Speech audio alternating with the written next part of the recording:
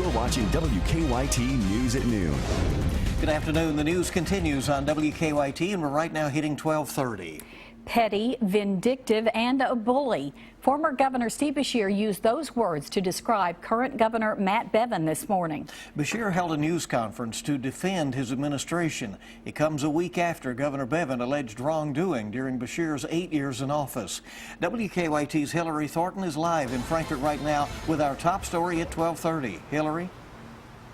Good afternoon. At his news conference here in Frankfort, former Governor Steve Beshear calling on current Governor Matt Bevin to, quote, stop campaigning and start governing, saying the people of Kentucky deserve better. Beshear says the attacks on his family, including his wife, started the day Matt Bevin took office. He says those have continued along with allegations of misconduct and criticism of his administration. Now, Beshear directly responding to Bevin's claims today, taking dozens of questions, at times calling the current governor a bully. Beshear claiming that Bevin's accusations and investigation launched last week are an attempt to distract from his own actions and decisions since taking office. Now, Beshear says many advised him to ignore the attacks, however, says he is not going to sit back and be a punching bag for the next 4 years. Look, the last thing I wanted to do is be standing here today having to do what I'm doing. But Matt Bevin doesn't give me any choice, because he started this food fight that he enjoys instead of governing by calling us liars, by criticizing my wife, and now by ginning up a political investigation to try to sully our reputation. And quite simply, I'm not going to stand back and let him do that.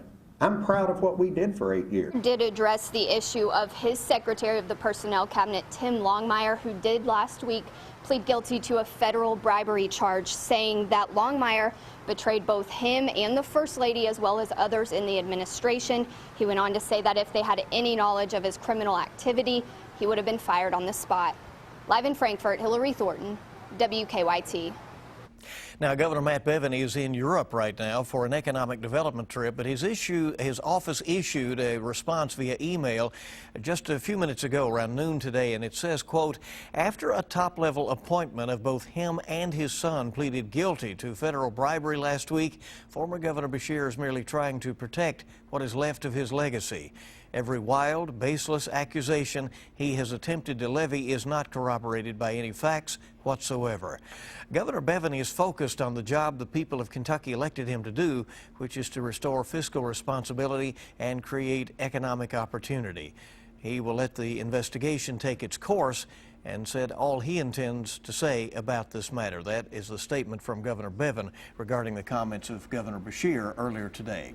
Well, it's going to be another stormy day, not just in politics, but for us as well, with the cloud cover we have out there right now. Looking like the best chance of a rumble of thunder could be later this afternoon and this evening. WKYT meteorologist Jim Caldwell is tracking it all for us right now. And there's plenty to track out there, guys. More folks across southern parts of Kentucky have been getting a dose of it today. They didn't get as much yesterday during the afternoon and evening.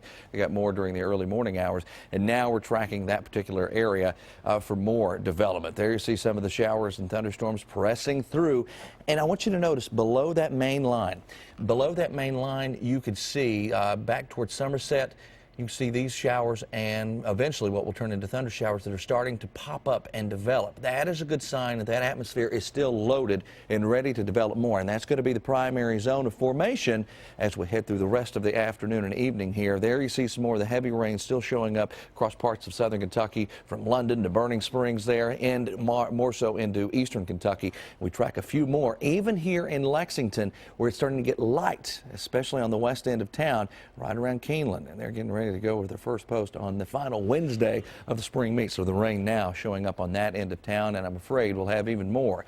Some of those could have a little bite to them later today, guys, and we'll track all of it coming up in just a few minutes. All right, thank you. The University of Kentucky has suspended a fraternity for at least 5 years.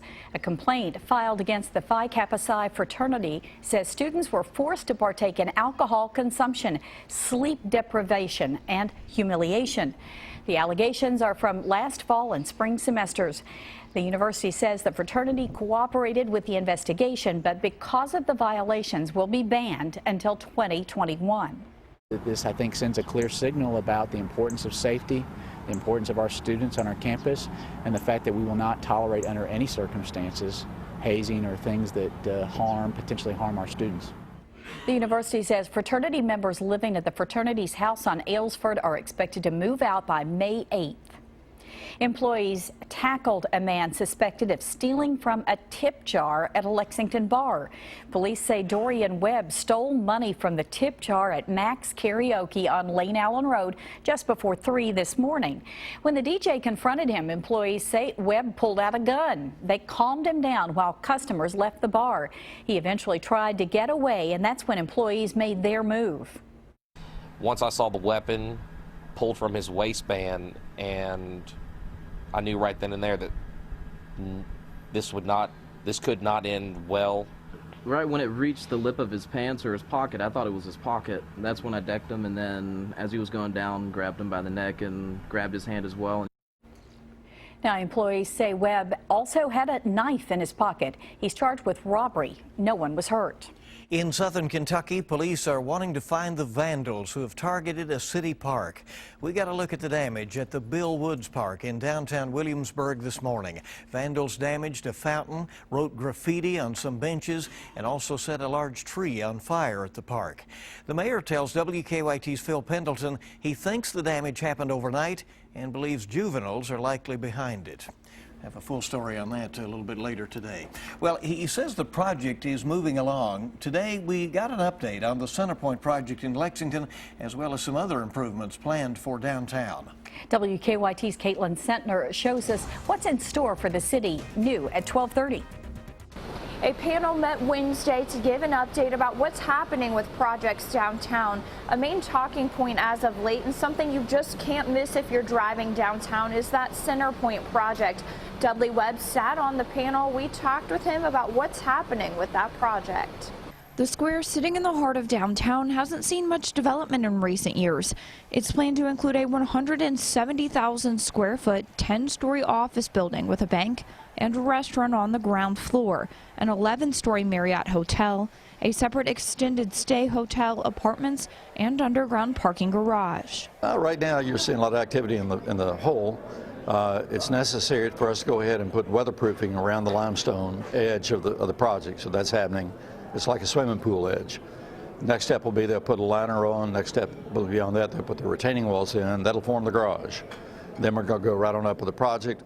The focus of the panel discussion was the Main Street makeover, specifically Main and Midland Streets. Developers plan to give Midland a makeover, including a rooftop greenhouse. If we're going to recruit and retain knowledge-based young professionals, we've got to have just an awesome downtown. Part of that is great green spaces, lots of awesome restaurants and bars, and amazing places to live. The panel was super excited about what's to come. In Lexington, Caitlin Sentner, WKYT. Now, Webb said it'll take another 10 months to get the parking garage built, and then a year beyond that to finish the 2 hotels and office space. All right, good to have an update from downtown. And there is a lot more coming up here on WKYT News at 12:30. Hope you'll stay with us. Are your pets current on their rabies vaccinations? How you can take part in a low-cost clinic next. Now, your hour-by-hour forecast with meteorologist Jim Caldwell. It has certainly been a rainy day across parts of Kentucky. We've been tracking showers, thunderstorms, and we're likely going to do even more of that as the evening kind of wears on as well. Let's see what we've got going on across Kentucky right now. And you can see that push of moisture. That is essentially where a frontal boundary is just kind of hanging out. And we are tracking those showers and storms also below it. Beneath that line, we're going to see even more thunderstorms as I think the instability will grow. You don't always have to have perfectly sunny skies out ahead of a system like this to get that instability to continue, because we're already firing more of those thunderstorms south of that main push of moisture. And that, my friends, is what I'm afraid of will get a little bit stronger as we progress through the rest of the evening. Some of the heavier stuff still showing up across parts of southeastern Kentucky and southern sections of the Commonwealth as well. Here in Lexington, it's just general light rain trying its best to finally filter into the area, but it will get heavier as the day progresses. More energy in position out to our west. This will continue to slowly lift toward the northeast over the next several hours. not directly impacting central Kentucky, but what will is what develops beneath that. Still tracking this in 3D mode to show you where the intense thunderstorms are and where it's just general rainfall. You can see the ones that are closer to central Kentucky, lower tops. But with a 3D version of this, you see that these closer to Louisville are much higher and indicating a little bit stronger. So those are ones that we're going to watch for those folks to our west. Around here, we likely fill in with our high resolution radar. You can see more thunderstorms coming together. Any one of these producing damaging winds and maybe even some large hail. It's very favorable for that this time of year with the current structure in the atmosphere. By 4 or 5 o'clock today, another big round of showers, thunderstorms presses through central Kentucky, possibly producing something strong or severe, and that continues with the later round that comes in here around 10, 11 o'clock tonight with more strong winds and just better organization to it, period, as it lifts through the area here by 10, 11 up to midnight tonight. So certainly some stronger storms in the forecast through the day. We'll watch that very closely as Chris comes in here after this newscast. We've got showers and thunderstorms lingering into your Thursday. A nice day on Friday, though, and then another round, guys, that we'll get here for the weekend that has all kinds of potential associated with it, and it also brings some cooler air into town. Okay, so here we go. We're in an active pattern now. Here we go. Yeah. Well, is your pet up to date on its rabies vaccine? The Lexington-Fayette County Health Department is hosting a low-cost rabies clinic. And today we're joined by Matt Yarnell, who's an environmental health specialist, along with Tim Brown from the Lexington-Fayette Animal Control. And we have Atlas here with us as well. Hello, Atlas. Who's very alert. Atlas has a good role now with you, too. Absolutely. He is our PIO canine education dog. So very cute. We'll try to get a better shot of him here in a minute. He's a little shy behind the desk down there. I think he's just bored with us. Well, now he's just laid down. Okay, when we talk about rabies shots, obviously it's very important. What animals need rabies shots? All dogs, cats, and ferrets that in the state of Kentucky need rabies shots. And that's once a year? The one we're offering is going to be a 3-year vaccination. 3-year. Yes. Are people required to offer proof of that or have proof of that? They are. They're also, it's proof of rabies and also the proof of city license. So in order to get the city license, you have to get the rabies shot first. So when you go out and when you're out in the world on a call or something and you find an animal that doesn't have proof of that, what do you have to do? By law, we have to cite for that. We have to issue a citation where, you know, it's a fix-it ticket, so it's pretty much as long as they get it taken care of, then they'll dismiss it in court.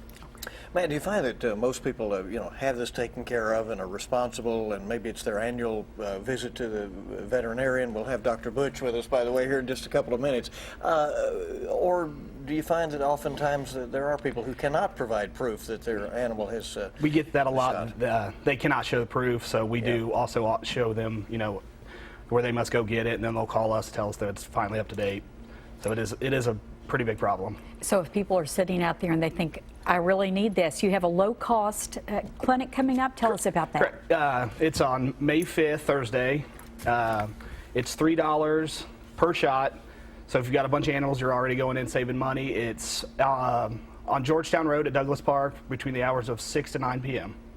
All right, very good. I don't know if you can get Atlas to just get up there where we can see him just a little bit. But come here, buddy. Atlas, you're so pretty. Really? We want to see. Yeah, a lot of gorgeous dog. markings there. Yeah, gorgeous dog. Oh, there you go. All right. All right. Thank you all. Very important topic, obviously, and we appreciate you coming in to tell us about it. Thanks. And you too, Atlas. All right. And we hope you'll stay with us. Warmer weather can bring unwanted ticks to your pets as well. So how do you make sure your four-legged friends are protected? Next on WKYT. Welcome back in. Great to have you with us here on WKYT. And it's that time of year when you may find a tick on your dog, especially if he spends much time outdoors. Dr. Butch Schroyer with the Animal Care Clinic is here to talk about how to prevent ticks and what to do if you find them. Well, thanks for coming in. A number of different things, and you may find more than one. And if they're on the dog, you better be checking yourself out too, because if you're like mine, my dogs come in the house, they come in, the ticks are riding in on them. Sometimes they're going to attach to the dogs. Sometimes you're going to go, oh, I got one on me. So the problem with ticks is they carry a group of disease, particularly the rickettsial disease. It's Rocky Mountain spotted fever, Lyme's disease, Ehrlichia, anaplasmosis. We've got a bunch of different diseases that the ticks can carry. And the problem is you can get those same diseases as well as the dog does. So we've got vaccines for Lyme's disease for people, but we have vaccines for Lyme's disease in the dog as well. And we will use that vaccine, at least at our clinic, on dogs that have high risk for exposures. Those dogs that go camping. They run out, go to the gorge on the weekend. Yeah. They go to the lake on the weekend. The boat pulls up the dock. What's the dog do? Jumps off, goes up in the woods, does their business, comes home with back and with ticks. Yeah. So we want to think about that. We want to try to keep them off of them, particularly. And we've got a bunch of great products. Some of the products that worked really well 10 years ago are not working as well. So you need to see your veterinarian about it, whether you want to use an oral product or you want to use a tick collar or whether you want to use a topical. We've got all those different ones. And we really talk to each person individually to figure out which one's going to work best. Okay. Now, as far as the diseases are processed, prevented, some type of repellent, some type of killer, get your vet. The disease processes are really funny, but almost all of them have joint pain, low-grade fevers, malaise. The dog's just not quite doing right. They are difficult diseases to confirm on diagnosis, so it's a suspicion index because we know where the dog goes. It may be that the tick has not been detected and they show They're up hard with to that find. illness. I found that in a dog that had... So say the last folks brought in a dog, you brought in a tick. Yeah, you had the dog last time I got the tick. But I pulled this one off a dog that was on the exam room yesterday, and the dog's got 2.5, 3-inch hair all over the body. I found it, but it was very well hid, and I thought I had a little bump growth on it, and then I had to dig down to get to it. Tick. So that's the evidence. They are already here. They are here. Time to take care of it. Absolutely. All right. Well, we appreciate you as very always. much. Great advice, and we hope you'll stay with us here on WKYT. In just a moment, we'll be back with the Music Man, which is timeless, a hit with the audiences. We're going to have a little sample. Scapa is bringing it to the Opera House. That sample next on WKYT. All right, a lot to see right now in our First Alert Defender, you know? It's been action-packed out there, guys. Yesterday, today, we're tracking more showers and a few thunderstorms, but an area of concern, and one of the zones we're going to watch, you've got that main line that's pushing in, but I'm more interested in seeing these little hit-and-miss showers and storms that are firing up there around Columbia. They're into Pulaski County and just north of Monticello. Those are ones that we're going to watch for more development later today, and even a bigger push that'll come during the afternoon. All right. Okay. And we'll be right here with the latest on all of that. Well, Scapa is bringing the Music Man to the Lexington Opera House. It'll be Thursday, Friday, and Saturday. Here are Scott DeMeo and Hannah Hetzel-Eben performing one of the numbers from the Music Man. Enjoy the music and make it a great afternoon. While 110 cornets played the air, then I modestly took my place as the one and only bass, and I oom-pawed up and down the square. Good night, my someone, good night, my love. While 110 cornets played the air, our star is shining its brightest light. there were horns of every shape and sweet dream.